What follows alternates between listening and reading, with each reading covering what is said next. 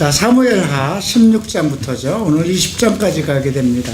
다음 주에 사무엘하를 마치게 되죠. 여러분, 그 사무엘 상하, 또 열왕기 상하, 역대 상하 모두가 이스라엘의 역사입니다. 물론 우리가 창세기부터 이어지는 이스라엘의 역사이지만 특별하게 여러 가지 그 문제들이 크게 일어나는 그러한 내용들이 사무엘서부터 역대서까지 기록되어 있어요. 거의 같은 내용들이 중복되어 있기도 합니다. 성경에서 어떤 한 이야기를 2번 말하고 3번 말하고 이렇게 반복해서 얘기할 때는 그 내용이 매우 중요하다고 생각해야 됩니다.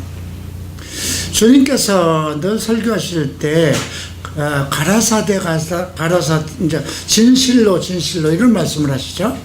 2번씩 진실로 그런 말씀들은 무언가 더 중요한 그러한 그 의미를 담고 있죠. 이스라엘 역사를 배우면서 이것은 하나의 큰 그룹의 역사라고 생각을 해야 돼요. 왕정 시대니까. 그리고 두 세력 간의 다툼이 일어나죠. 즉 같은 이스라엘 백성임에도 불구하고 같은 12부족의 한 조상의 그런 민족임에도 불구하고 크게 둘로 나눠서 큰 이게 평생 어떤 싸움이 일어나요.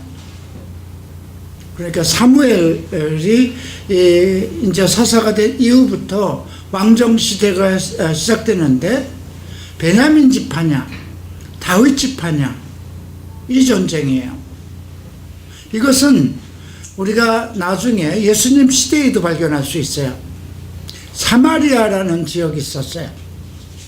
그 사마리아 지역은 많은 북이스라엘 사람들이 이제 돌아와서 그 사마리아라는 곳을 중심으로 집단으로 살던 곳이에요.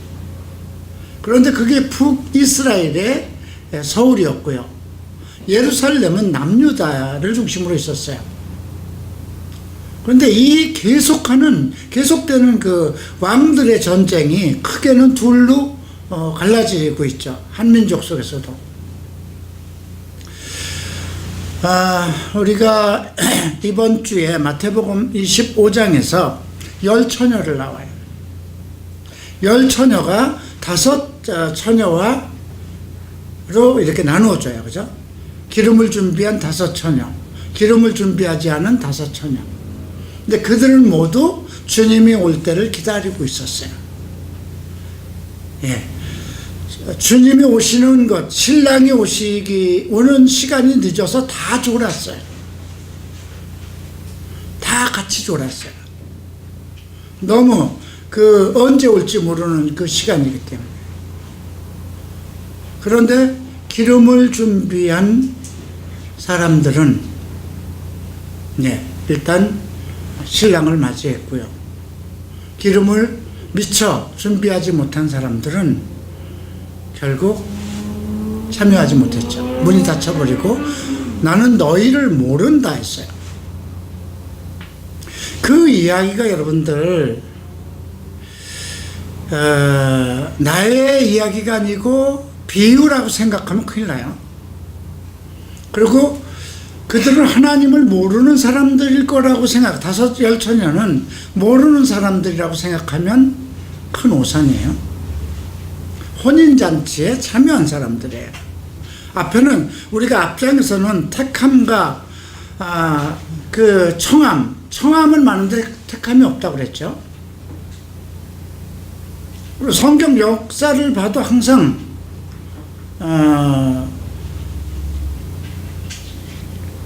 그 이삭이냐 이스마일이냐 에서냐 야곱이냐 항상 이렇게 분류돼요. 다윗이냐 사울이냐. 그러니까 구약의 모든 역사가 같은 흐름에서 이어지고 있고 열 처녀 중에 기름을 준비한 사람이냐 준비하지 못한 처녀냐. 그 열 처녀라는 것은 전부 다 주님의 신부되는 것이니까 하나님을 믿는 거예요. 예수를 믿는 사람들이에요. 기름이라는 의미가 있죠. 성령 안에서의 생활. 기름을 준비했다는 건 뭐예요? 그는 늘 성령 안에서 생활하고 있다는 거예요. 성령 안에서 생활하면서 주님을 기다리고 있는 사람들, 또 기름을 준비하지 못한 사람들은 예수를 믿고 있지만 자기 생각대로 살아가는 사람들이에요. 그 속에서 나는 어디에 있느냐가 중요하죠. 다 졸고 있었다는 거예요. 그런 의미에서 지금 우리가 이스라엘 역사도 똑같은 상황에서 봐야 돼요. 그리고 지금 사무엘 오늘 이제 16장부터 20장까지 진행되는 이 내용은 우리가 한 크리스찬으로서 살아가기에 어떻게 대인관계를 가질 것인가, 상하관계는 어떻게 가질 것인가, 난세에 엄청난 사회적인 문제가 일어났을 때 나는 어느 입장에서 어떻게 대할 것인가, 이제 이런 것들을 여러분들이 찾아볼 수 있어야 돼요. 지금 우리가 난세예요. 대한민국은 지금 평안의 시대가 아니고 난세예요. 즉 어떤 정권들의 다툼이 있고 이념의 다툼이 있고요. 거룩함, 의로움과 불의가 지금 계속 싸우고 있어요. 이러한 상황 속에서 지도자는 어떻게 해야 되고, 지도자 밑에 있는 그 휘하 사람들은 어떻게 살아야 될 것인가, 이런 문제들이 언급되고 있어요. 자, 오늘 16장을 보는데요. 16장에는 시바라는 사람이 나와요. 무비보셋은 요나단의 아들이었죠. 어려서 그 유모가 그를 데리고 피하다가 떨어뜨려서 절름발이가 됐어요. 그런데 그 요나단과 다윗이 요나단과의 약속이 때문에 그를 자기 왕자들의 밥상, 왕의 밥상에서 그를 돌보고 있었어요. 그런데 지금 문제가 생겼어요. 궁중에 지금 자기 아들 압살롬이 반역을 해서 지금 도망가고 있는 입장이잖아요. 아비로서 지금 아들과 싸움을 해도 남는 게 없어요. 이겨도 남는 게 없고 저도 남는 게 없고, 왜 도망갔을까 하는 생각은 다윗이 가장 결정을 잘한 거예요. 자기 모든 군사들을 데리고 다 도망을 갔잖아요. 궁중에 10사람만 10후궁을 남겨뒀어요. 뭐 후궁들 데리고 다니면서 뭐 잠자리, 전쟁 중에 잠자리 할 거 아니니까. 이제 그런 상황에서 이제 시바라는 시바라는 그 사람이 등장하는데, 무비보셋을 이렇게 돌보고 있는 그런 사람이에요. 근데 그러니까 무비보셋의 사환이라고 그랬어요. 그가 그 안장을 지운 두 나귀에 떡 200과 건포도 100송이와 여름실과 100과 포도주 한 가죽 부대를 싣고 다윗을 맞았어요. 상당히 약삭빠르죠. 그런데 무비보셋을 같이 데리고 온 것이 아니에요. 무비보셋은 압살롬의 궁중에 있어요.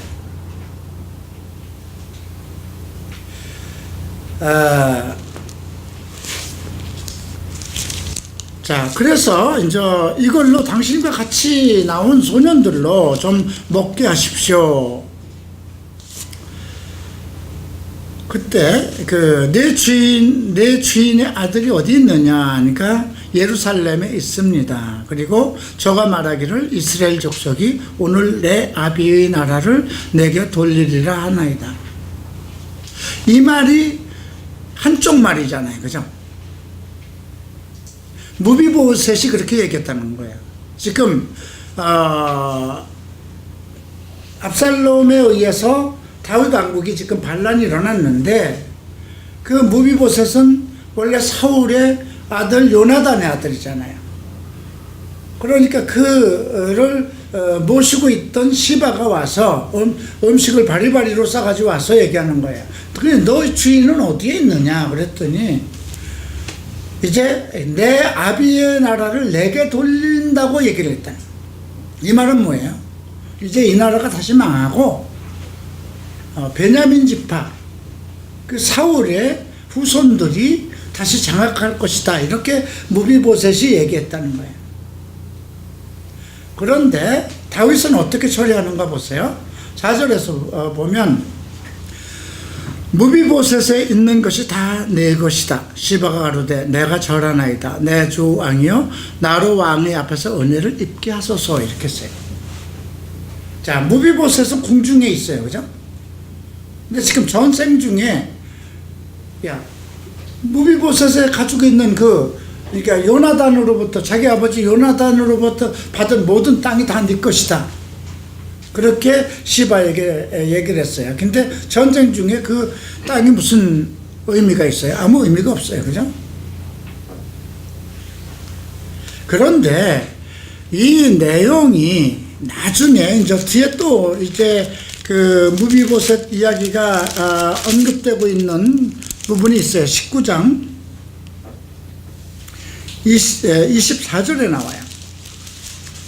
이제 궁중을 탈환하고 이제 전쟁을 평정하고 다윗이 궁중으로 들어왔는데 무비보셋이 내려와서 왕을 맞으니 저는 왕이 떠난 날부터 평안히 돌아오는 날까지 그 발에 맵시 내지 아니하였고 그 수염을 깎지 아니하고 옷을 빨지 아니하였더라. 누가 진실일 것 같아요? 사완의 말이 무비보셋이 이제 뭐 전쟁이 일어났으니까 다윗의 시대 다 끝나고 유다의 시대는 다 끝나고 이제 자기 아버지의 베냐민 지파가 다시 득세할 것이다 이렇게 얘기를 했는데 무비보셋은 그동안 정말 발에다가 맵시를 내지 않고 그죠? 수염도 깎지 않고 옷도 빨지 않았다는 거예요. 누가 진실이겠어요? 그런데 그러면 네가 이제 그렇게 얘기를 하니까 나와서 이제 왕을 이제 맞이하니까 그럼 너는 왜 나와 같이 안 갔느냐 그랬더니 나는 철뚝발이라 나귀 안장에 지어 타고 왕과 함께 가려 했더니 나의 종이 나를 속이고 참소하였다. 어떤 사람이 맞을까요? 상황을 잘 생각해 보세요. 우리가 이 내용을 봤을 때 무비보셋이 맞을 수 있어요. 그죠? 그리고 시바가 거짓말일 수 있어요. 근데 한편으로 생각하면 무비보셋을 돌보는 사람은 시바였죠. 근데 난세 중에 지금 시바는 다윗을 따라서 갔어요. 그러면 이쪽 궁중 안에서 압살롬이 무비보셋을 돌봐줬을까요? 돌봐준 사람 없어요. 그죠? 그가 뭐 모양도 내지도 않고 목욕도 못하고 옷도 좋은 옷을 입지 않았다는 것은 그의 말일 수도 있지만 뭐 철뚝발이가 어떻게 안전뱅이가 어떻게 자기가 모든 걸 할 수가 없는 사람이잖아요. 누가 시중을 들어줘야 되는 사람이잖아요. 그런데 그가 나를 참소하였으니까 하나님의 사자같이 왕의 처분대로 하소서 이렇게 얘기를 해요. 그랬더니 왕이 뭐라고 그럽니까? 너는 시바와 밭을 나누라 그럽니다. 먼저 건 다 시바에게 줬잖아요. 그죠? 근데 그 무비보셋의 말을 듣고는 반 나누라 그럽니다. 그랬더니 무비보셋이 뭐라고 그럽니까? 주 왕께서 평안히 궁에 돌아오시게 되었으니 저로 그 전부를 차지하게 하소서. 우리가 이 상황에서 시바가 배신한 것이다. 무비보셋이 그를 어떻게 한 것이다. 이걸 판단하기 전에 생각할 것이 있어요. 지금 아까 먼저 얘기했죠. 압살롬은 자기 아들이고 다윗하고 지금 전쟁이 일어나는 거예요. 그죠? 아들하고 아비하고도 전쟁이 일어났는데 어떤 난세가 됐을 때 그 종하고 주인하고 마음이 엇갈리는 거는 당연히 있을 수도 있는 거예요. 다윗은 시바에게 그래 네가 다 가져 이렇게 얘기를 했고요. 그 다음 그 무비보셋에게는 밭을 나누라 했더니 무비보셋에 저는 왕의 궁에 있으니 그 바깥에 있는 재산이 내가 무슨 필요가 있습니까? 시바에게 주십시오. 왜? 누가 머리가 영리할까요? 저는 무비보셋이 영리한 사람이라고 생각합니다. 자기가 절뚝발이고 그냥 왕의 궁정에서 먹고 사는 거면 그 다윗이 돌아왔기 때문에 모든 그 무비보셋이 살아갈 수 있는 모든 준비를 다 해줄 거예요. 그렇죠? 그런데 실질적으로 자기를 관할해서 돌봐줄 사람은 누구예요? 시바예요. 근데 시바를 죽이라 거짓을 했으니까 죽이라 그러면 어떻게 될까요?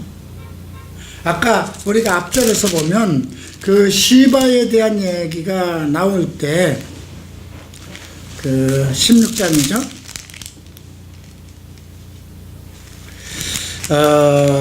그만한 음식을 싸가지고 올 정도면 엄청난 나름대로 세력을 가지고 있는 거예요. 그렇죠? 그래서 우리가 이런 사건을 봤을 때 이제 왕이 판결자 입장에서 있는 거잖아요. 근데 누구에게 한쪽으로 기우는 판결을 하지 않았어요. 그죠? 두 사람이 서로 적대 감정을 가져야 되는데 어쩌면 무비보셋이 야 지금 다윗이 도망가고 있는데 내가 거기를 왜 가? 난 여기 넘어갔을 테니까 뭐 그렇게 할 수도 있었어요. 근데 이런 것들은 그 상황에 따라서 달라질 수 있는 거잖아요. 자, 오늘 이 이야기가 중심은 아니지만 이런 것을 살펴보면서 여러분들이 그 역사서를 보면 나름대로 상당한 그 흥미가 있고요. 어떤 것들을 배우게 돼요. 또 한 사람이 나옵니다. 16장으로 돌아가면 5절에 나오는 사람 누군가요? 사울의 집이에요. 무비보셋도 사울의 손주하고요. 다윗 집안에 싸움이 붙으면 우리나라 대한민국에 싸움이 나면 누가 제일 좋아할까요? 이북이 좋아할까요? 중국이 좋아할까요? 일본이 좋아할까요? 아니에요. 김정은이에요. 우리 정치가 혼란하고 뭐 친박이다 문이다 문정권이다 해서 싸움이 복잡하게 일어나고 두 쪽이 나고 난리가 나면 난리가 날수록 좋아하는 거는 김정은이잖아요. 그죠? 지금 그 다윗의 왕가에 지금 아들하고 전쟁에 붙었는데 제일 좋아하는 사람들은 베냐민 지파거든요. 사울의 정권을 다 빼앗겼던 거거든요. 그러면 다윗이 왕이 되고 나면 아무래도 어느 지파에다 더 힘을 쓰겠어요? 자기 유다 지파죠. 자기를 따르는 그 지파에다 힘을 더 실어주는 거죠. 그렇지만 전에는 모두가 그 사울이 지배하던 이스라엘이잖아요. 그 세력은 계속 남아있는 거예요. 근데 아들과의 전쟁이 붙어 있으니까 사울의 그 세력들이 베냐민 지파들이 뭉치기 시작하는 거예요. 거기에 중심된 사람이 누굴까요? 시므이에요. 네. 5절 보면 다윗의 왕이 바위룸에 이름에 거기서 사울의 집 족속 하나가 나오는데 게라의 아들이요 이름은 시므이라. 저가 나오면서 연하여 저주하였다고 그랬어요. 계속 저주한 거예요. 왜 그랬을까요? 이제 다윗은 끝났고 압살롬이 왕이 된다고 그래도 사울의 지파들이 득세할 수 있고 그 정권을 뒤집을 수 있는 다윗 왕만 아니면 뒤집을 수 있는 그런 그 리더십을 가지고 있기 때문에 그렇거든요. 그런데 아까 시바도 그렇고 그 무비보셋도 그렇고 다 사울의 직속이에요. 거기서 왕이 될 수 있는 사람은 누굴까요? 사울의 손주죠. 손자죠. 무비보셋이 아무리 절름발이라고 해도 그 당시에는 그 자손을 귀히 여기는 거잖아요. 그렇기 때문에 무비보셋이 조금만 잘못해도 죽임을 당할 수 있는 위치예요. 그러니까 나 다 필요 없습니다. 나는 그냥 왕이 돌아오셨으니 왕의 밥상에서 밥 먹는 걸로 저는 만족합니다. 이렇게 대답을 하죠. 그러니까 다윗이 너 그 시바에게 내가 준 땅 같이 나눠 가져라 이렇게 써도 그걸 받지 않겠다는 거죠. 왜냐하면 거기서 말 한마디 잘못하면 결국은 그 시므이와 그 베냐민 지파의 한 중심 세력이 되는 거잖아요. 그 죽임을 당하는 거죠. 근데 이제 다윗이 계속 저주를 합니다. 그랬더니 이제 스루아의 아들 아비새, 요압의 동생이죠.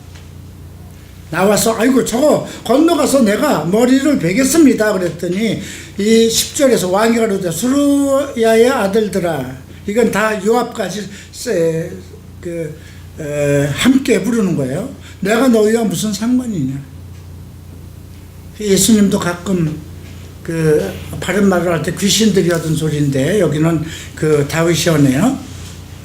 너희와 무슨 상관이 있느냐. 저가 저주하는 것은 여호와께서 저에게 다윗을 저주하라 하심이니 내가 어찌 그리하였느냐 할 자가 누구겠느냐. 지금 시므이를 통해서 나를 저주한 것은 하나님이라 이거예요. 하나님은 악한 사람도 써요. 그죠? 그래서 내버려 둬라.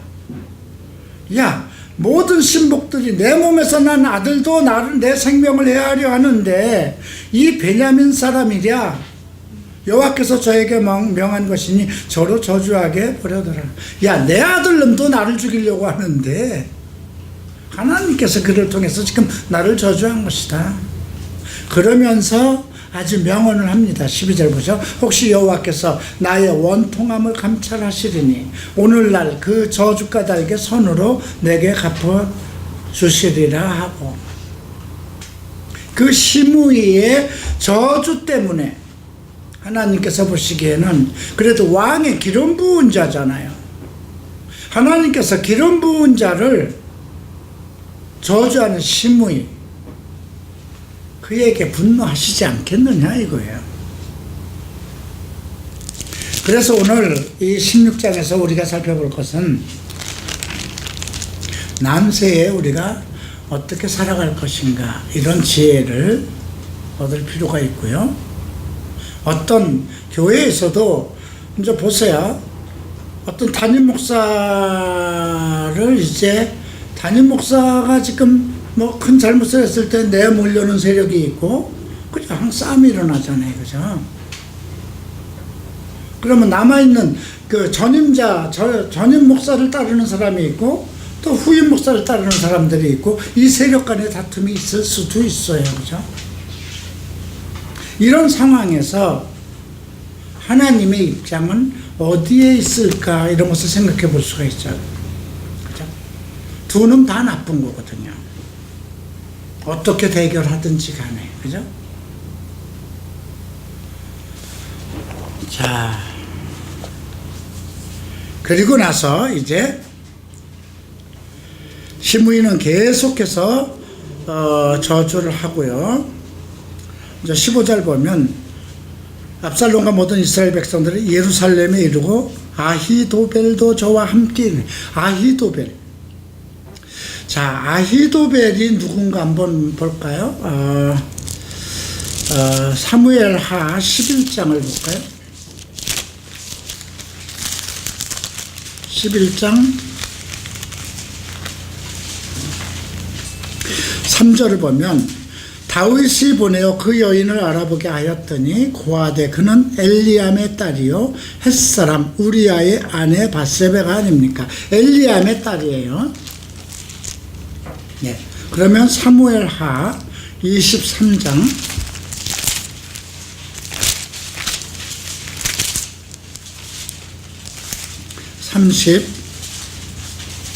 34절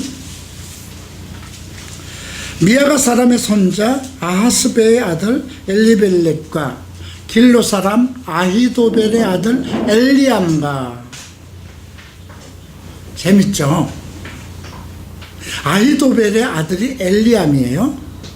그리고 엘리암의, 우리가 앞에서 언급된 대로 11장에서 나오는 그 밧세바, 나중에 솔로몬의 어머니가 되지만 엘리암의 딸이에요. 그러니까 어떻게 됩니까?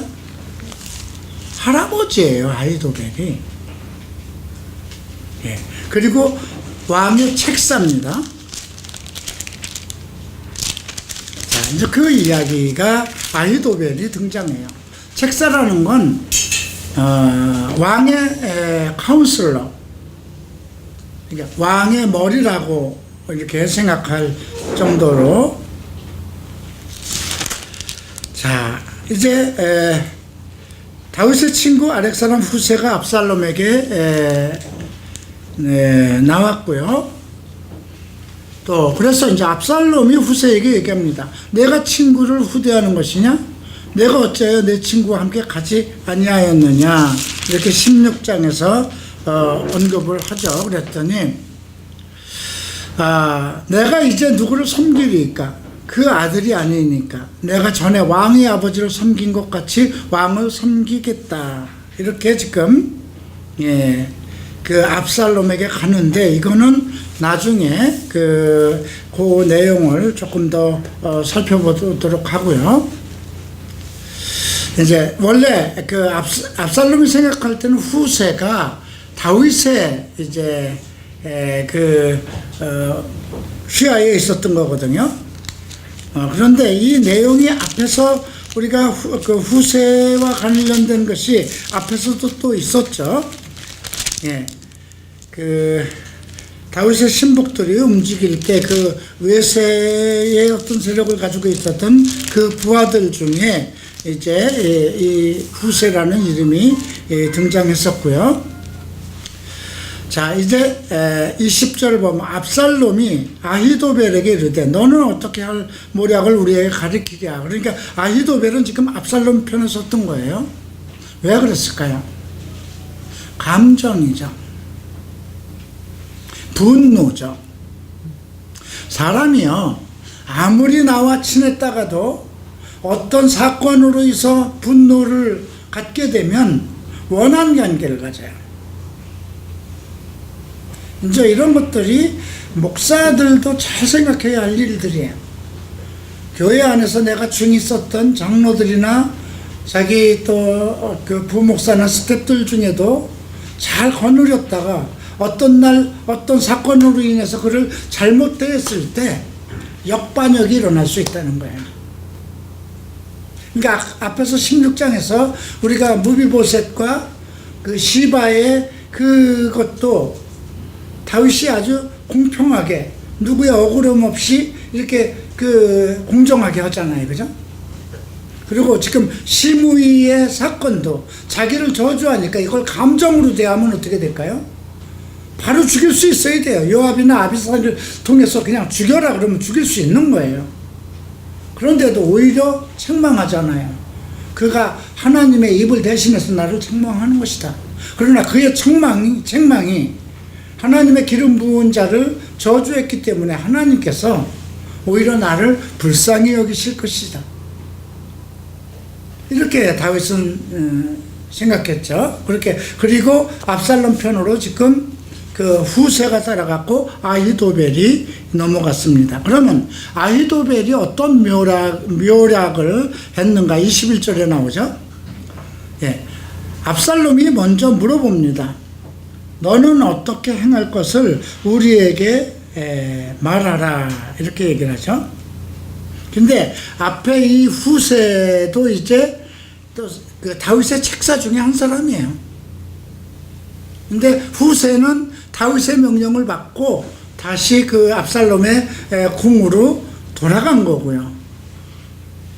그러니까 그 당시 이렇게 상황을 봤을 때, 압살롬이 봤을 때 다윗은 지금 많은 사람이 이스라엘 전체가 따르는 게 아니고 다윗을 따르는 유다 지파들과 그 이제 군대 장관들만 따르고 그 다윗을 지지하던 그 모사들이 전부 다 자기 쪽으로 온 거거든요. 그래서 먼저 아히도벨에게 물어봅니다. 그랬더니 21절에 아히도벨이 압살롬에게 이르되 왕의 아버지를 머물러 두어 궁을 지키게 한 후궁들로 더불어 통치하소서. 그리하면 왕께서 왕의 부친에 미워하는 바됨을 온 이스라엘이 들으리니 왕과 함께 있는 모든 사람들이 힘이 더욱 강하여지리라. 이것은 다윗의 자존심을 무너뜨리는 것입니다. 나단 선지자를 통해서 너는 은밀한 가운데 행했지만 나는 백주에 너에게 이런 일이 일어날 것이다. 이미 나단 선지자를 통해서 예언했던 일이 아히도멜을 통해서 하나의 책략으로 나옵니다. 왕의 권위를 무너뜨리고 왕의 부끄러움을 이제 가장 권위라고 할까요? 자, 지금도 마찬가지입니다. 한 세력이 을 무너뜨리기 위한 거가 뭘까요? 거의 다 지금 어떤 성추행과 관련된 연루된 그 사람의 자존심을 무너뜨리는 거죠. 뭐 성추행이 아니더라도 어떤 그 재물과 관계된 그런 그 사람의 가장 그 치부가 되는 그 부분을 가지고 있죠. 그래서 압살롬이 지붕 위에다가 궁중 지붕 위에다가 장막을 치고 후궁 들어오고 동침을 하는 사건이 마지막 부분에서 나옵니다. 23절 보죠. 그때 아히도벨의 베푸는 모략은 하나님께 물어받은 말씀과 일반이라. 이 말은 뭐예요? 그만큼 권위가 있었고 지혜가 있었다는 거죠. 저의 모든 계략은 다윗에게나 압살롬에게나 이와 같더라. 다윗의 시대나 압살롬 때나 그 아히도벨을 통해서 나온 지략은 그만큼 그 능력이 있었다는 걸 알 수가 있죠. 자, 한번 그 사무엘하 15장을 한번 볼까요? 15장 12절에 보면 제사를 드릴 때 압살롬이 사람을 보내 다윗의 모사 길로 사람 아히도벨을 그 성읍 길로로 청하여 온지라. 왜 그 압살롬은 아히도벨을 귀히 여겼을까요? 자기 아버지 다윗 앞에서 행하는 모든 것, 전쟁이면 전쟁, 사람을 다루는 거면 다루는 것, 그의 머리에서 나오는 것이 그 모든 것을 다 풀어낼 수 있는 그런 것이 그것. 또 하나는 그가 우리아의 사건으로 인해서 자기 손주딸 사건으로 인해서 그 압살롬이 그 왕에 대한 다윗 왕에 대한 악심을 가지고 있었다는 것. 자, 한번 이 말씀을 한번 볼까요? 히브리서 다윗이 얘기한 건데요. 12장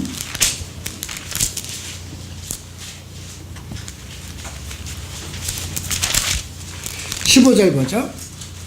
너희는 돌아보아 하나님 은혜에 이르지 못하는 자가 있는가 두려워하고 하나님의 은혜 가운데 있는 사람이 하나님의 은혜에 이르지 못할 사람이라는 건 뭐예요? 10처녀 중에 5사람들, 기름을 준비하지 못하고 자기의 육신의 정욕대로 살아가는 크리스찬들이에요. 두 번째는 또 쓴뿌리가 나서 괴롭게 하고 많은 사람이 이로 말미암아 더러움을 입을까 두려워하고. 이건 다 교회 안에 발생될 수 있는 사건들이거든요. 지도자와의 관계 속에서 악심을 품고 교회를 분열시키는 자를 얘기한 거죠.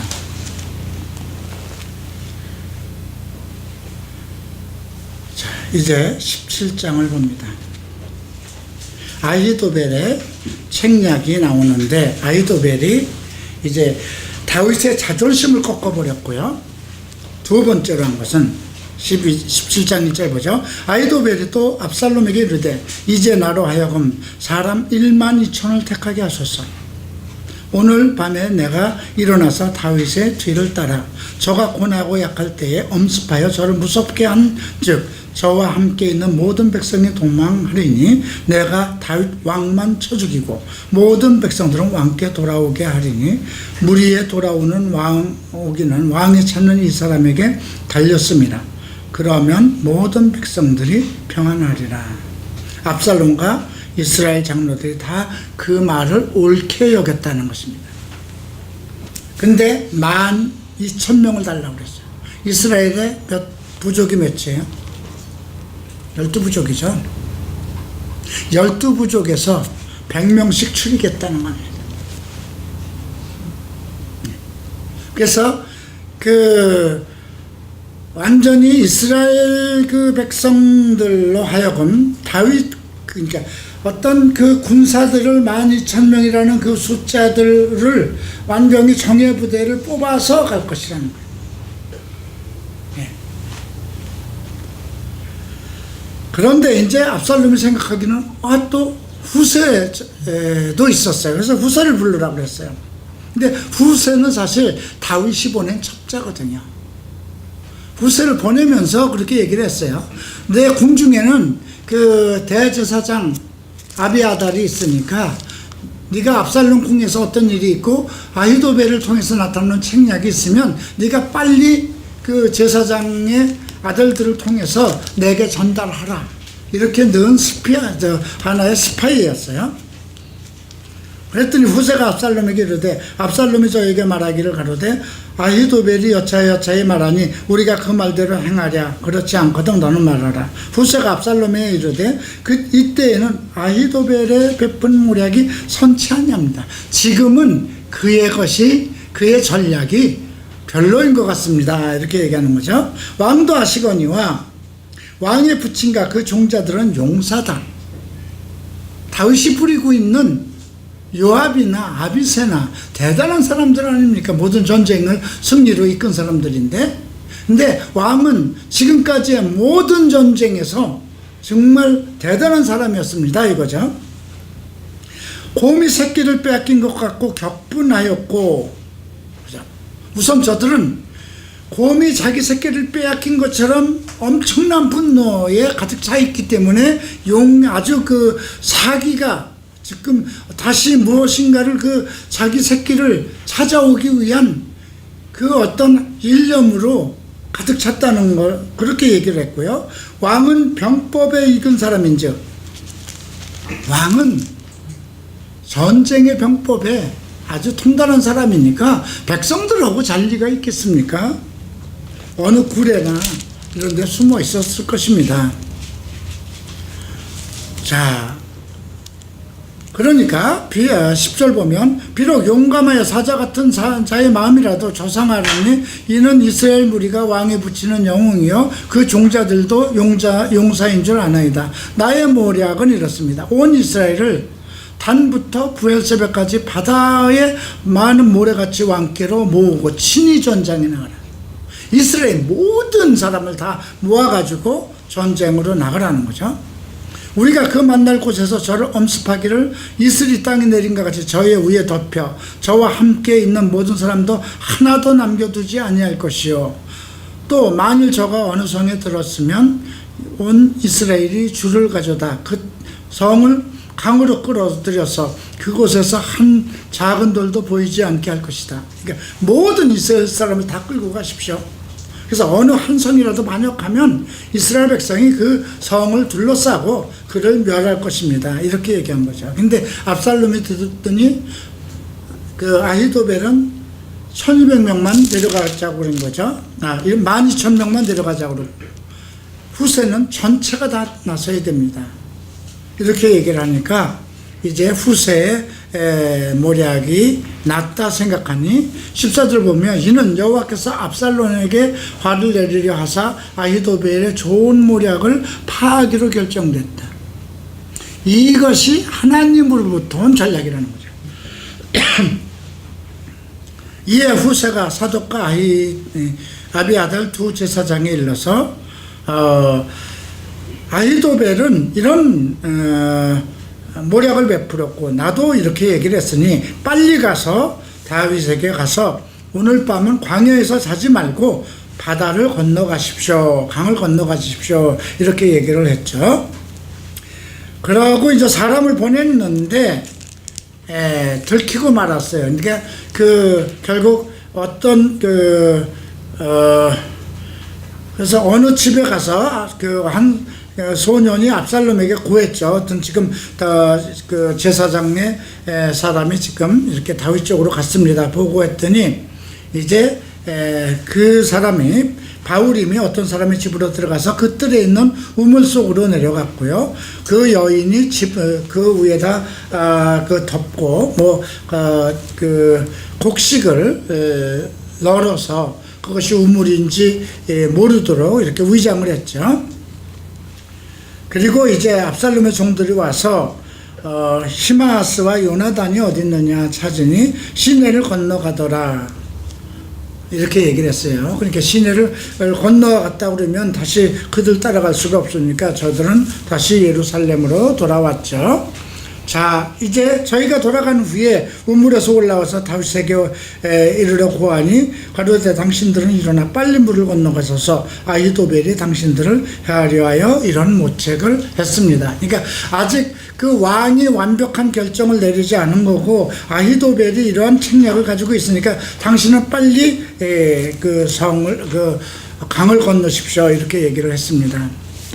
근데 한 가지 23절에 아주 어리석은 정말 하나님의 지혜와 같은 그런 모략을 가지고 있는 사람도 아히도벨을 자기에 관해서는 그죠? 자기 생명을 그냥 자살로 끝을 냅니다. 23절 보죠. 아히도벨이 자기 모략이 시작되지 못함을 보고 나귀의 안장을 지우고 떠나 고향으로 돌아가서 자기 집에 이르러 집을 정리하고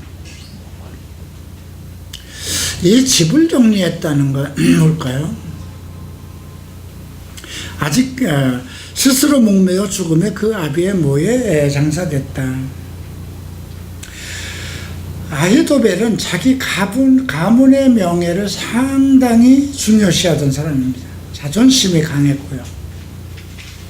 그래서 자기 묘락이 통과되지 않았어도 나중에 이제 만약에 그 후세의 책략이 성공하더라도 후세 사람에겐 아히도벨의 책략이 더 나았을 뻔했다 이런 기록이 남을 수 있잖아요. 근데 그것보다도 아히도벨은 뭘 생각했을까요? 압살롬이 질 것이다, 망할 것을 미리 아는 겁니다. 책사니까. 자기 방법대로 하지 않으면 다윗을 죽일 수 있는 방법이 없었다는 걸 아는 거죠. 그래서 자기 집을 정리했다는 건 뭘까요? 자기 이후에도 어떤 그 자식들이 후환을 입지 않도록 그렇게 정리를 했겠죠. 자, 25절에 이제 압살롬이 아마사로 요압을 대신하여 군장을 삼았습니다. 근데 이 아마사는 요압의 어미 수르와의 동생이었는데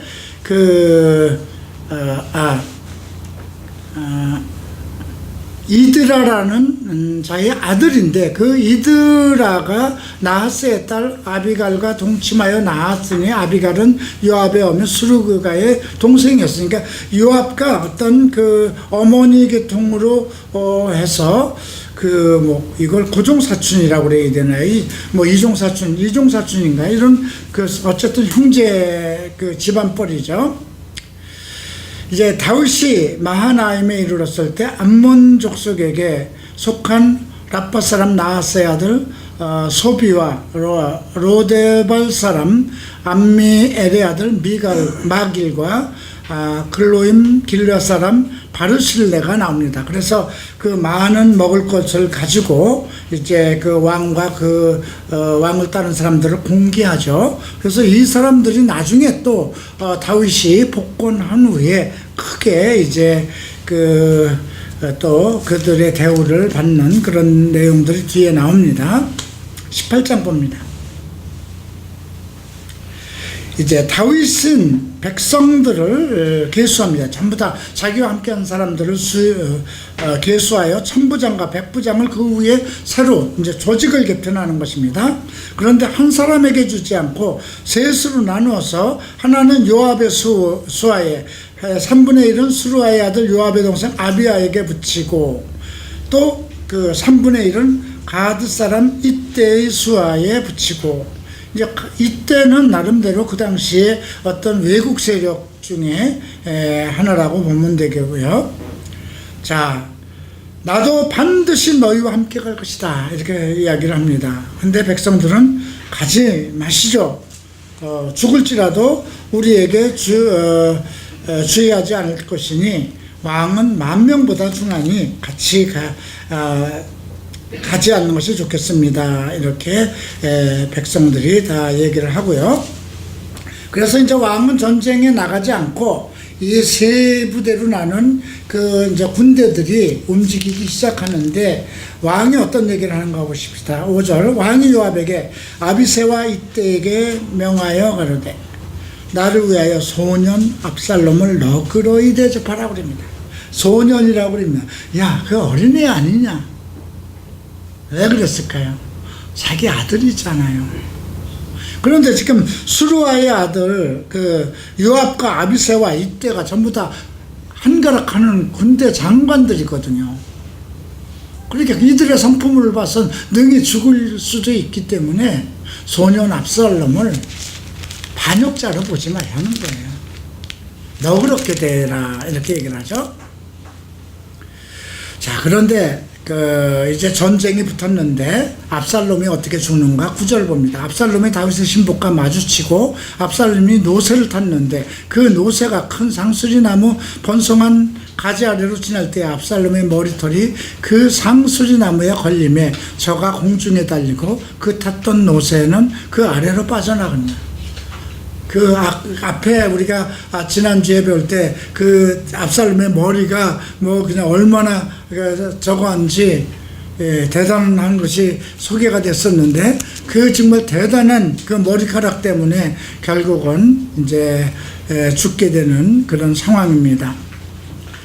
자, 이제 어떤 사람이 와서 요압에게 와서 그 상황을 알리니까 내게 은 10개와 띠를 주었을 텐데 너는 왜 그를 죽이지 않고 왔느냐 그러죠. 그랬더니 왕의 아들에게 내가 손댈 수는 없는 거 아닙니까? 그 말은 소년 압살롬을 해하지 말라고 얘기했기 때문에 안 했다는 거죠. 그러니까 왕이 그 세 군장에게 얘기를 했지만 그 모든 부대 사람들이 그 다윗이 자기 아들을 죽이지 말라고 한 것이 모든 사람들이 다 그걸 듣고 있었던 거죠. 근데 요압이 이제 나는 너와 같이 지체할 수 없다고 작은 창 셋을 가지고 갑니다. 그리고 압살롬의 심장을 찌르니 병기를 맡은 소년 열이 압살롬을 에워싸고 쳐 죽였다.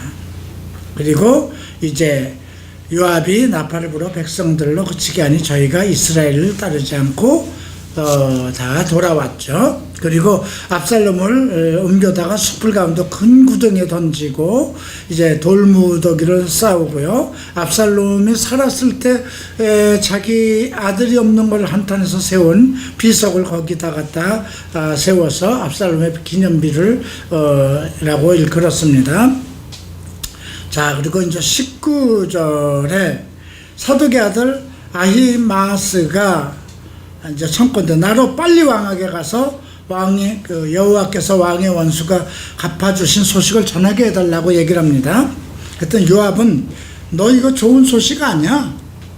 가지 못하게 하죠.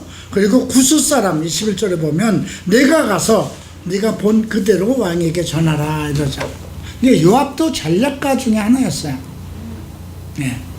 그 압살롬을 그 데려온 것도 그 요압의 어떤 꾀였죠. 근데 사독의 아들 아히마아스는 뭔가 어떤 용맹심이라고 그럴까요? 무엇인가 어떤 뭔가 큰 것을 노리는 어떤 야심가였던가 봅니다. 그래서 이제 그러지 말고 내가 구스 사람 뒤를 쫓아서 내가 가서 먼저 가서 왕에게 이 소식을 전하게 하소서 그랬더니 요압이 내 아들아 왜 다름질하려 하느냐, 이 소식은로 인하여 상을 얻지 못할 것이다. 좋은 소식 아니라는 거죠. 네.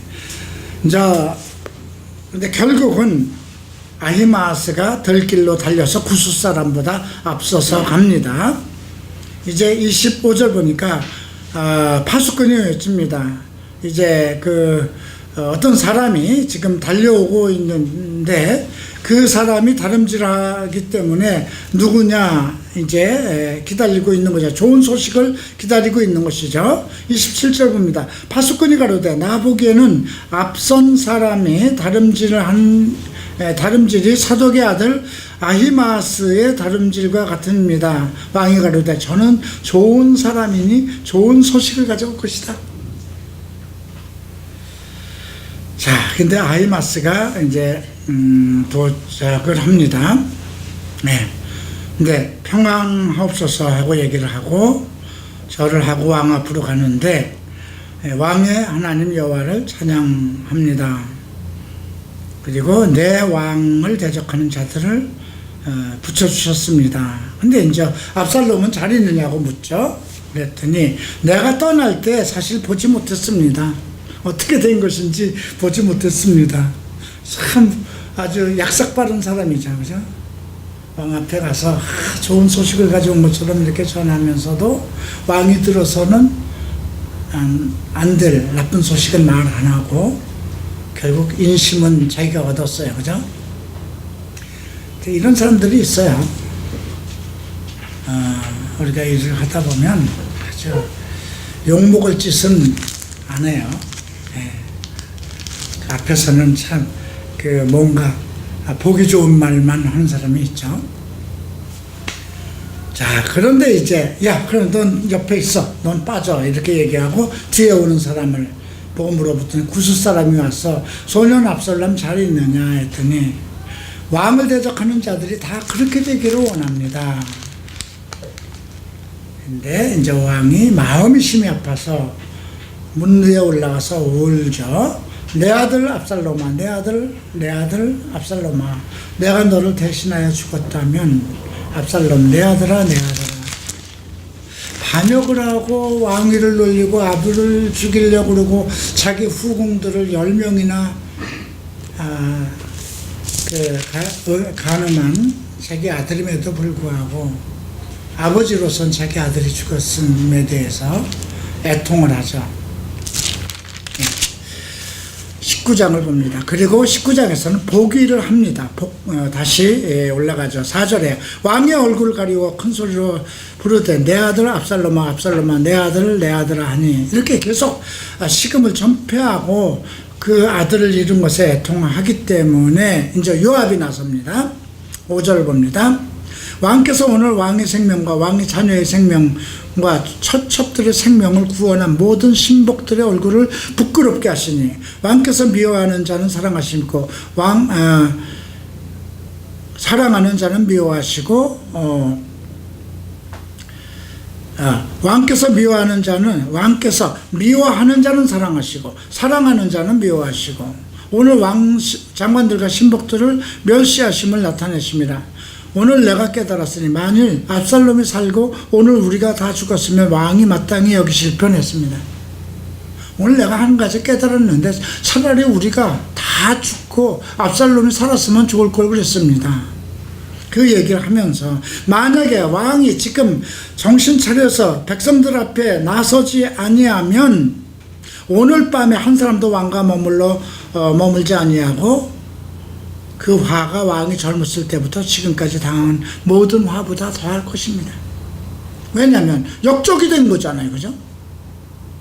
반란을 다시 복권을 한 건데 압살롬 죽인 걸로 인해서 자기네들이 다 도로 역적이 되는 것과 같은 거니까, 만약에 그런다면 그들이 다 돌아서서 왕을 떠날 것이고, 그러면 당신이 어려서부터 젊어서부터 가지고 있었던 그 모든 것, 그것보다도 더한 화를 입을 것이다. 결국 왕이 성문에 앉습니다. 그리고 이스라엘은 모든 장막으로 나아가고요.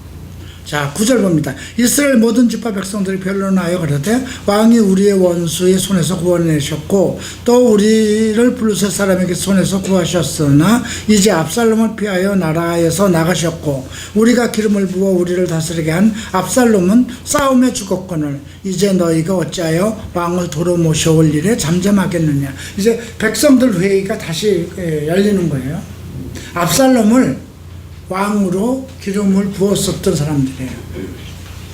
그런데 압살롬이 죽었으니까 이제 또 다윗에 모셔오는 것이 옳지 않느냐. 이게 사람들 마음입니다. 지금도 똑같잖아요. 그죠? 어느 정권에 따라서 전부 다 박근혜 정부를 따르고 박정희서부터 계속 이어온, 그죠? 그 당을 따르다가 이제 전부 다 문재인 정권으로 넘어갔어요. 그죠? 백성들은요, 결국은 기름 부음을 받아서 세운 왕 쪽으로 움직여요. 압살롬이 반역을 했구나, 나쁜구나, 이렇게 생각을 할 수도 있지만 결국은 다윗이 잘못한 것도 너무 많이 있었으니까. 그리고 이스라엘이 원래 그게 사울의 거잖아요. 그죠? 근데 사울이 누구 때문에 멸망을 받은 거예요? 다윗 때문에 멸망을 받은 거예요. 그럼 모든 이스라엘 지파들은 사울왕 때 그 추억을 가지고 있는 사람들이 있죠. 그리고 오히려 압살롬과의 싸움이, 내란이 일어났을 때 그걸 좋아하는 세력들이 있었던 거예요. 그러니까 다윗이 도망갔을 때 압살롬을 세웠잖아요. 그건 어쩔 수 없잖아요. 자기네들도 살아남아야 되니까. 그러니까 모든 백성들은 정권을 따라갈 수밖에 없다는 거예요. 자, 이 내용들이 이제 기록되어 있고요. 그래서 이제 11절 보면 다윗 왕이 사독과 아비아달과 두 제사장을 기별하여서 유다의 장로들을 모읍니다. 그래서 이제 국가를 다시 정비해야 되기 때문에, 그리고 온 이스라엘이 왕을 궁으로 도로 모셔오고자 하는 말이 왕께 들렸거늘 너희는 어찌하여 궁으로 모시는 일을 나중에 되게 하랴. 그러니까 이런 이제 여론을 만들고, 백성들 속에서 여론을 만들고, 그 다음에 실무팀들이 이것을 추진하도록 하죠. 자, 너희는 내 형제여 내 고륙이거늘 어찌하여 왕을 도로 모셔오는 일에 나중에 되리오 하셨다 하고, 너희는 또 아마사에게 이르기를 너는 내 고륙이 아니냐. 내가 요압을 대신하여 항상 내 앞에서 군장이 되지 아니하면 하나님이 내게 위에 벌을 내시길 바라노라 하였다 하라. 네, 결국은 이스라엘 사람들이 살아남기 위해서 빨리 압살롬을 따르던 사람들도 전부 다윗 쪽으로 와서 빨리 왕으로 복원시키는 일에 가담을 하는 것이죠. 그래서 모든 유다 사람들로 마음을 일제히 돌리게 하며 저희가 왕께 가로되 왕은 모든 신복으로 더불어 돌아오소서 하고, 결국은 이제 왕이 요단을 건너서 돌아오게 합니다. 그런데 이제 다윗이 떠날 때 저주를 하던 시므이가 베냐민 사람 1,000명을 데리고 옵니다. 그죠? 17절 보면. 그리고 사울의 사환 시바도 그 아들 15과 종 20명과 더불어, 그러니까 여기 보면 베냐민 사람과 시므이가 같이 있었고 1,000명이 같이 있었고요. 사울의 사환 시바도 그들 속에 있었어요. 그죠? 예, 큰 세력을 가지고 있는 거예요. 시바도 그 아들 15과 종 20명을 더불어서 이제 왕 앞으로 나옵니다. 그리고 이제 19절에 이렇게 얘기죠. 내 주여 원컨대 내 죄 주지 마옵소서. 내 주의 왕께서 예루살렘에 나오시던 날 종이 패역한 일을 기억하지 마옵소서, 마음에 두지 마옵소서, 이렇게 얘기를 합니다. 그랬더니 이제 아비새가 난리를 치죠. 21절에서 시므이가 여호와의 기름 부으신 자를 저주하였으니 그로 인하여 죽어야 마땅치 아니합니까? 이렇게 얘기를 할 때 다윗이 스루아의 아들들아, 내가 너희와 무슨 상관이 있기로 너희가 오늘 나의 대적이 되느냐? 오늘 어찌하여 이스라엘 가운데 사람을 죽이겠느냐? 내가 오늘 이스라엘 왕이 된 것을 내가 알지 못하리요. 지금 이제 왕위로 다시 복권되는 거죠. 그날 왜 사람을 죽이겠느냐? 그리고 이제 시므이에게 내가 죽지 않을 것이다 얘기를 합니다. 자, 그런데 열왕기상 2장을 한번 볼까요? 유언장입니다. 다윗의 유언장이 어떻게 되는가 보십시다.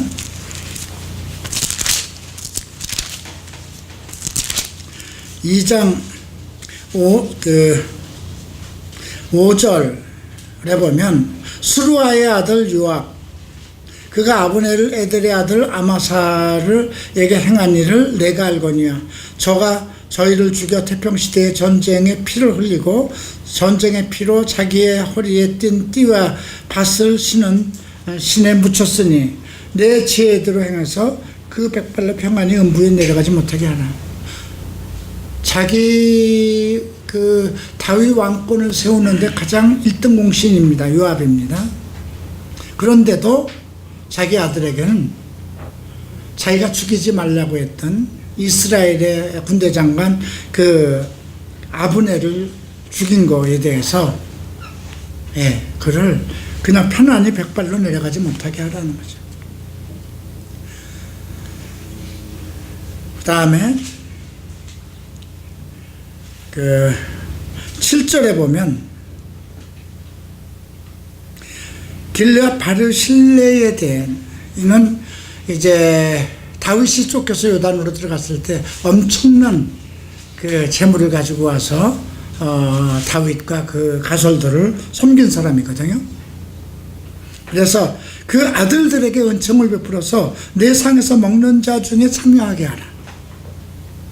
그 다음 8절 바울임 베냐민의 아들 게라의 아들 시므이가 너와 함께 있는데 저는 내가 마하나임으로 갈 때 독한 말로 나를 저주하였다. 그러나 내가 요단을 내려와서 나를 영접하기로 내가 여호와를 가리켜 맹세하기 이르기를 내가 칼로 너를 죽이지 아니하라 했노라. 그러나 저를 무죄한 자로 여기지 말지어다. 너는 지혜 있는 사람인즉 저에게 행할 일을 알지니. 그죠? 다윗은 왜 시므이를 저주하지 않았을까요? 이스라엘 지파 중에 베냐민의 그 지파에서 큰 역할을 하는 사람 중에 하나였어요.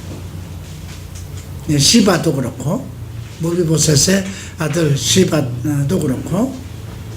그런데 지금 솔로몬이 어리잖아요. 왕이 된 후에 저들이 세력이 강하면 어떻게 될까요? 요압도 마찬가지예요. 요압도 정말 아버지 세대에서 대단한 역할을 했잖아요. 다윗 왕국을 세우는데. 또 시므이도 베냐민 지파의 어떤 그 세력을 가지고 있어요. 그런데 만약에 솔로몬 시대에 솔로몬이 나이 어렸을 때 그들이 손을 잡고 어떤 일을 벌일 수도 있는 거예요. 그죠? 그들을 편안히 음부에 내려가지 말라 이렇게 예언을 해두죠. 이제 다시 19장으로 넘어가고요. 그 다음 이제 24절 보면 다윗의 손자 무비셋이 이제 와서 왕을 맞이하는 것, 이건 아까 설명했으니까 여기서는 더 이상 나누지 않겠습니다. 31절에 보면 길르앗 사람 바르실레가 와서 이제 다윗이 같이 가자 그럽니다. 요단을 건너가자 그랬더니 나는 80입니다. 그러니까 내가 거부인 거로 왕이 마하나임에 유할 때 왕을 공개하였더라. 근데 바르실레에게 이제 내가 예루살렘에 가자. 그러면 내가 너를 공개하리라 그랬더니 내가 나이가 많아서 80이라고 그러죠. 35절에 보면 음식 맛도 알 수 없고 뭐 노래하는 남자나 여인의 소리도 알아들을 수 없습니다. 그러니 내가 오히려 가면 왕에게 피해가 될 것이니까 내 아들, 그래서 이 37절에 종을 돌려보내 주시고 내가 내 본성 부모의 묘를 곁에서 조리하나이다. 그러나 왕의 종 김함이 여기 있사오니 청컨대 저로 내 주 왕과 함께 건너가게 하시고 왕의 처분대로 저에게 풀어주세요. 자기 자손대에는 좀 왕에게 이렇게 부탁을 하는 것입니다. 참 지혜가 있는 사람이죠, 바르실레는. 자, 그리고 40절에 볼 때 왕이 길갈로 건너오고 김함도 함께 건너싸우니, 혹시 이 사람 김씨 아닌가 모르겠네. 유다 백성과 이스라엘 백성의 절반이나 왕을 후행하니라. 어떤 사람이 일본에 있을 때 제가 그 구약에 심취돼서 이렇게 공부를 했었어요. 근데 그 어떤 청년이 목사님 저도 이름을 김함으로 바꾸겠습니다 그러더라고요. 왜 그러냐 하니까 이거 평생 복 받을 이름 아니냐고 그러더라고요. 그래서 네 아버지가 내가 바르실레냐? 아닙니다. 우리는 대대로 김씨입니다. 그러니까 네 아버지 이름부터 바르실레로 바꿔라. 그리고 내 아버지가 그렇게 거부냐 그랬더니 아닙니다. 우리 아버지는 지금 가난한 농군입니다. 그 가끔 그런 사람들이 있었어요. 성경에 나오는 좋은 이름으로 바꾸면 저도 그렇게 잘 되는 줄 알고 착각이에요. 그죠? 근데 나는 이 요나라는 이름을 잘못 지은 것 같아요. 아주 내 성격처럼 짓기는 짓지만 그 고래뱃 속에 들어가서 살아남는 거니까 편안한 인생은 아니죠. 여러분들도 그냥 김씨는 김함이라고 한번 이름 지어보는 것도 괜찮을 것 같은데. 자, 이제 43절 이스라엘 사람 유다 사람에게 대답하여 이르되 우리는 왕에 대하여 10분을 가졌으니 다윗에게 대하여 너희보다 더욱 관계가 있거늘 너희가 어찌 우리를 멸시하여 너희만 왕을 세웠느냐 하니까. 그렇죠. 그 유다 지파는 이제 그 두 지파밖에 없잖아요. 나머지 10지파는 전부 다 그 사울왕을 따르던 거잖아요. 근데 유다 지파가 의논 없이 하니까 이제 와서 야, 우리가 10지파나 되고 하는데 너희는 왜 우리를 부르지 않고 너희끼리만 왕을 모시는데 앞장섰느냐 이렇게 얘기를 하죠. 근데 원래 그 사람들은 다 누구를 따르던 사람들이에요? 압살롬 따르던 사람들이에요. 근데 만약에 이렇게 해서 야, 너희는 아무 의미 없어. 너희는 원래 압살롬을 지지하던 사람이잖아. 그렇게 되면 어떻게 될까요? 나라가 분열되는 거죠. 나중에 솔로몬의 시대에 또 그렇게 돼버려요. 유다 지파, 10지파 이렇게 둘로 나누어지게 되죠. 자, 20절 난류라고 나오네요. 무가치하고 사악한 사람 베냐민 지파예요. 비그리의 아들 세바가 나오죠. 자, 이 세바가 있는데 결국 이 세바는 누구에게 죽냐면 그 16절부터 보면 그 성에 제로인 여인이 있었어요. 그러니까 왜냐하면 이 세바가 이제 다시 반란을 일으킨 거예요. 우리가 그쪽 가봐야 소용없다. 야, 유다 지파에 다윗이 왕 되는 건데 우리는 전부 다 베냐민 지파 아니냐. 그러니 가봐야 우리에게 돌아올 거 아무것도 없다. 그리고 사람들을 이제 모아서 이제 세바가 난을 일으킨 겁니다.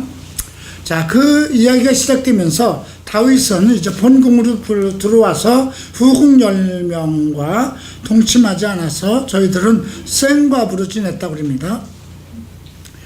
자, 그리고 이제 아마사를 부릅니다. 그리고 너는 3일 나를 위하여 3일 내에 유다 사람을 소집하고 너도 여기 있으라. 그리고 어떤 얘기를 하는가 보십시다. 이제 5절 보면 아마사가 유다 사람을 소집하러 갔더니 왕의 정한 기간 내에 지체된지라 다윗이 이에 아비새에게 일러서 비그리의 아들 세바가 압살롬보다 우리를 더 헤아리니. 더 나쁜 놈은 세바라는 거죠. 내 아들은 그러니까 압살롬과 다윗이 지금 반란을 일으켰다 하더라도 그런 틈새에 국가를 전복하려고 했던 세력은 누구예요? 베냐민 지파거든요, 사실은. 거기에 이제 세바가 뜬 거거든요. 그러니까 사실 내 아들 압살롬이 반란을 일으킨 것보다 더 무서운 것은 세바의 난이라는 거죠. 예. 그래서 그를 신복을 데려가서 그를 이제 쫓아가라고 보냅니다. 그가 견고한 성에 들어가서 우리를 피할까 염려하노라. 견고한 성은 아무도 칠 수 없는 성에 들어가서 세력을 키우게 되면 그게 큰 문제라는 거죠. 그래서 이제 요압이 사람들을 데리고 이제 세바를 쫓으려고 예루살렘에서 나옵니다. 근데 보세요. 요압이 어떤 사람이냐면 기브온의 큰 바위 곁에 이름에 아마사가 맞으러 가서 요압의 군복을 입고 띠를 띠고 집에 꽂은 칼을 허리에 메었는지라 이제 다녀갑니다. 이제 가서 오른손으로 아마사의 수염을 잡고 그 입을 맞추려는 채 하고 그리고 칼로 죽입니다. 아브넬을 죽인 것과 같은 상황이죠. 근데 이 아마사가 그 압살롬의 군대 장관을 했었던 거잖아요. 근데 다윗은 그를 죽이려고 하지 않았어요. 그죠? 왜냐하면 압살롬이 죽었으니까 아마사가 거기 군장이 되었어도 그러니까 다윗으로서는 그를 죽일 필요가 없고 그를 자기 휘하에다 두고 사용하려고 했던 건데 근데 결국은 요압이 죽여버립니다. 요압은 다윗에게는 아주 대단한 그 충성을 가지고 있었던 것이죠. 자, 그리고 이제 계속해서 요압의 소년 중 하나가 아마사 곁에 서서 가로되 요압을 좋아하는 자는 다윗을 위하는 자여 요압을 따르라 할 때에 아마사가 길 가운데서 피 속에 굴러졌는지라. 그러니까 결국은 아마사는 그 요압의 손에 죽임을 당하고 맙니다. 자, 14절 요압이 이스라엘 모든 지파 가운데 두루 행하여 아벨과 벳마아가와 베림 온 땅에서 모든 무리를 다 모아가지고 갑니다. 그런데 그곳이 이제 아벨이라는 큰 성인데요. 그곳에 이제 세바가 들어가 있는데 그 성을 둘러쌌던 거예요. 근데 그 성에 지혜로운 여인이 하나 나타나서 어떤 얘기를 하냐면 17절 보죠. 요압이 그 여인에게 가까이 가니 여인이 가로되 당신이 요압입니까? 대답하되 그러하다. 여인이 저에게 이르되 여종의 말을 듣소서. 대답하되 내가 들으리다. 여인이 말하되 옛사람이 흔히 말하기를 아벨에 가서 물을 것이라 하고 그 일을 끝내었나이다. 나는 이스라엘의 화평하고 충성대자 중 하나이오늘 당신이 이스라엘 가운데 어미 같은 성을 멸하고자 하는도다. 어찌하여 당신이 여호와의 기업을 삼키고자 하느냐. 지금 빈대 잡으려다가 초가 삼간을 다 태울 것이냐 이 말을 하는 거예요. 어미 같은 성이라는 건 뭐예요? 엄청난 많은 사람들이 그 성에 들어와 있었던 거예요. 그게 이제 거의 다 베냐민 지파 사람들을 중심으로 이스라엘의 10부족이었거든요. 그랬더니 아니다. 세바만 내달라. 우리가 에브람 산지의 사람 비그리 아들 세바만 내주면 된다. 그랬더니 자, 이제 여인이 요압에 이르되 저의 머리를 성벽에서 당신에게 던지리다 하고 결국 그 여인이 들어가서 자, 우리가 다 죽는 게 좋으냐 이 사람 하나를 왜 던질 것이냐 이렇게 물어서 결국은 그 세바가 죽임을 당하죠. 그래서 이에 여인이 그 지혜들은 모든 백성에게 말하는데 저희가 비그리 아들 세바의 머리를 베어 요압에게 던진지라 그랬어요. 그 여인들이 한 일들이 많아요. 앞에 보면 우리가 그 맷돌짝을 던져가지고 어떤 사람을 죽였던 일도 있고, 예. 자, 이제 23절 봅니다. 요압은 이스라엘의 온 군대의 장관이 되고요. 여호야다의 아들 브나야는 블렛 사람의 장관이 되고, 여도니암은 감역관이 되고, 아힐루스의 아들 여호사밧은 사관이 되고, 스와는 서기관이 되고, 사독과 아비아달은 제사장이 되고, 야일 사람이라는 다윗의 대신이 되었다. 이렇게 이제 그 국가의 어떤 그 기구를 재정비합니다. 자, 많은 내용이 있었지만 결국 우리가 어떤 집안에서 아버지와 아들과의 싸움이 붙었을 때 어떻게 해결할 것인가, 형제간에 이란이 일어났을 때 어떻게 할 것인가, 교회 안에 어떤 두 무리가 서로 문제가 생겼을 때 어떻게 해결할 것인가, 이제 이런 것을 이제 엿볼 수가 있죠. 시므이라든가 무비보셋이라든가 또 사바라든가 또 아히도벨, 또 후세, 이런 걸 보면서 참 다윗이 어디서 이런 지혜가 있었을까. 근데 하나님이 기름 부음을 자잖아요, 그죠? 하나님이 세운 자잖아요, 그죠? 다윗 그런데도 똑같은 사울도 하나님의 기름 부음을 부었지만 다윗은 무엇을 중요시했나요? 전체 흐름 속에서 자기를 배신하고 자기에게 반감을 들렸다 하더라도 그를 죽이려고 하지 않고 생명을 중요히 여겼다는 거예요. 사람의 생명, 그가 원수라 할지라도. 그건 뭐예요?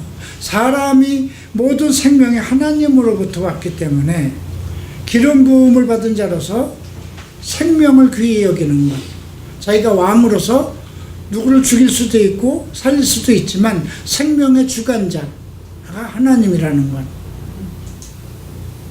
그래서 자기 아들이라도 또 자기를 저주한 자라도 그 생명을 귀히 여겼다는 거죠. 그래서 어떠한 자기 감정대로 일을 처리하지 않았다는 것입니다. 자, 오늘 이렇게 해서 20장까지 공부했고요. 다음 주에 마지막 장을 공부하겠습니다. 기도합니다.